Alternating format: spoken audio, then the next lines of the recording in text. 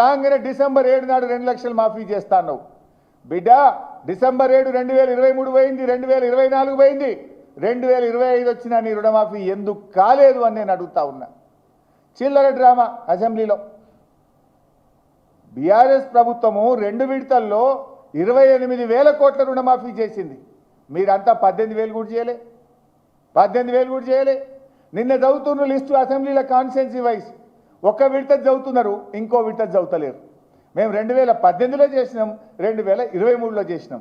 2023 చదువుతుండ్రు, 18 కలుపుతలేరు. మొత్తం 28,000 కోట్ల మాఫీ చేసినాం. నువ్వేం చెప్పినావు?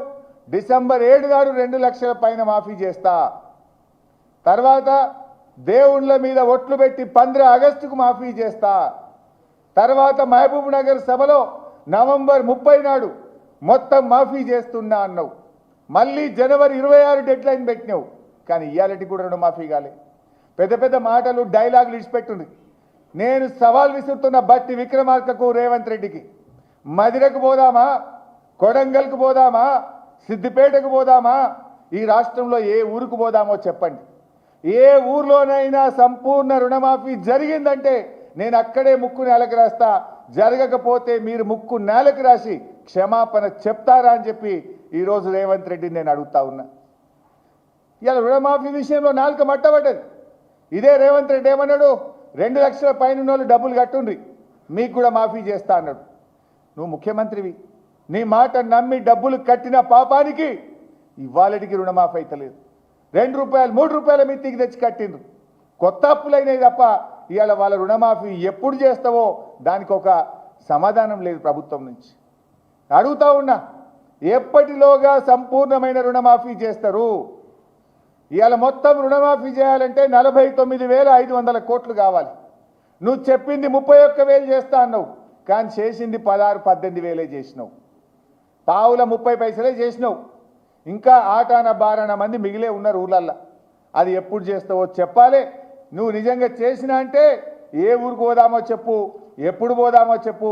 నేను మాట్లాడడానికి మీ వెంట రావడానికి సిద్ధంగా ఉన్నాం. పోదాంపా, గన్మెన్లు లేకుండా, సెక్యూరిటీ లేకుండా ఈ రాష్ట్రంలో ఏ ఊరికి పోదామప్పా, పోయి అడుగుదాంపా. ఆ కచేరీ కాడ కూర్చొని రుణమాఫీ అయిందా కాలేదా ఏ ఊర్లో పోయి అడుగుదాం. నువ్వు రెడీగా ఉన్నావా? నిజంగా నువ్వు చేసింది నిజమైతే, రుణమాఫీ జరిగిందని నువ్వు నమ్మితే ఎందుకు భయపడుతున్నావు? పోదాంపా, ఏ ఊరికి పోదాం. నువ్వు రావట్లేదంటే నువ్వు రుణమాఫీ చేయనట్టు, రైతుల్ని మోసం చేసినట్టు. నువ్వు చేసినోడివైతే పోదాం, కొడంగల్ నీ కాన్స్టిట్యున్సీలో ఏ ఊరికి పోదామో పోదాంపా అంటే నువ్వు చేయలే, మోసం చేసిన రుణమాఫీ విషయంలో కూడా. నిన్న ఆయన మాట్లాడు ఎంత చిల్లరగా మాట్లాడినరు రేవంత్ రెడ్డి గారు, మీరు చూశారు. బీజేపీతో కుమ్మక్కు రాజకీయాలు. నిన్న జరిగిన చర్చ ఏంది? గవర్నర్కు ధన్యవాదాలు తెలిపే తీర్మానం.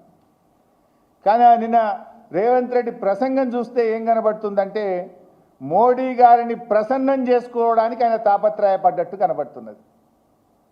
మోడీ గారు మెప్పు పొందడానికి ఉపన్యాసం ఇచ్చినట్టు కనబడ్డది. కాంగ్రెస్ ముసుగులో ఉన్న బీజేపీ మనిషి రేవంత్ రెడ్డి అని నిన్న తేట తెల్లమైపోయింది.